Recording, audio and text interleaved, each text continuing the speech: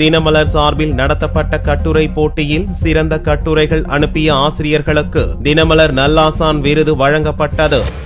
ஆசிரியர் தினத்தை முன்னிட்டு சென்னையில் உள்ள ஆசிரியர்களுக்கு தினமலர் சார்பில் கட்டுரை போட்டி நடத்தப்பட்டது. இதில் மாணவர்களுக்கு சிறந்த முறையில் பாடம் நடத்துவது, ஆசிரியர்களுக்கும் மாணவர்களுக்கும் இடையே உள்ள உறவு முறை, சமுதாயத்தில் சிறந்த மாணவர்களை உருவாக்கும் விதம் குறித்து பல்வேறு சிறந்த கருத்துக்களை அடங்கிய 700க்கும் மேற்பட்ட கட்டுரைகளை ஆசிரியர்கள் எழுதி அனுப்பியிருந்தனர். இதில் மிகவும் சிறப்பான கருத்துக்களை எழுதி அனுப்பியிருந்த 25 கட்டுரைகள் தேர்ந்தெடுக்கப்பட்டன. இக்கட்டுரைகளை எழுதிய ஆசிரியர்களுக்கு ஞாயிறன்று சென்னையில் தினமலர் சார்பில் நடந்த விழாவில் தினமலர் நல்லாசான் விருது வழங்கி கௌரவிக்கப்பட்டனர். தமிழ்நாட்டில் உள்ள லட்சக்கணக்கான மாணவர்களுக்காக இதுவரை சேவை செய்து வந்த தினமலர் நாளிதழ் இப்போது முதல் முறையாக ஆசிரியர்களுக்காக ஒரு கட்டுரை போட்டியை நடத்தி அதிலே நூற்றுக்கணக்கான ஆசிரியர் பெருமக்கள் பங்கேற்று அதில் தலை சிறந்த 25 ஆசிரியர்களை அந்த கட்டுரையின் அடிப்படையை தேர்வு செய்து இன்றைக்கு விருது கொடுத்திருக்கிறார்கள்.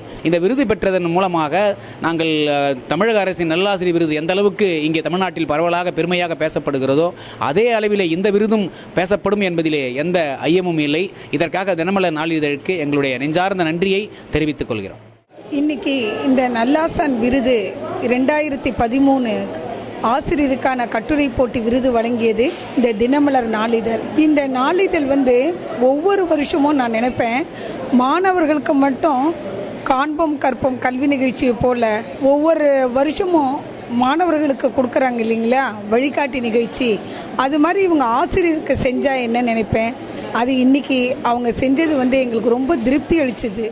SSLC மற்றும் +2 மாணவர்களுக்கு ஜெயித்து காட்டுவோம், வழிகாட்டி போன்ற நிகழ்ச்சிகளை நடத்தி மாணவர்களின் மேல் படிப்பிற்கு வழிகாட்டும் தினமலர் தற்போது ஆசிரியர்களை சிறப்பிக்கும் வகையில் தினமலர் நல்லாசான் விருதை வழங்கி வருவது குறிப்பிடத்தக்கது.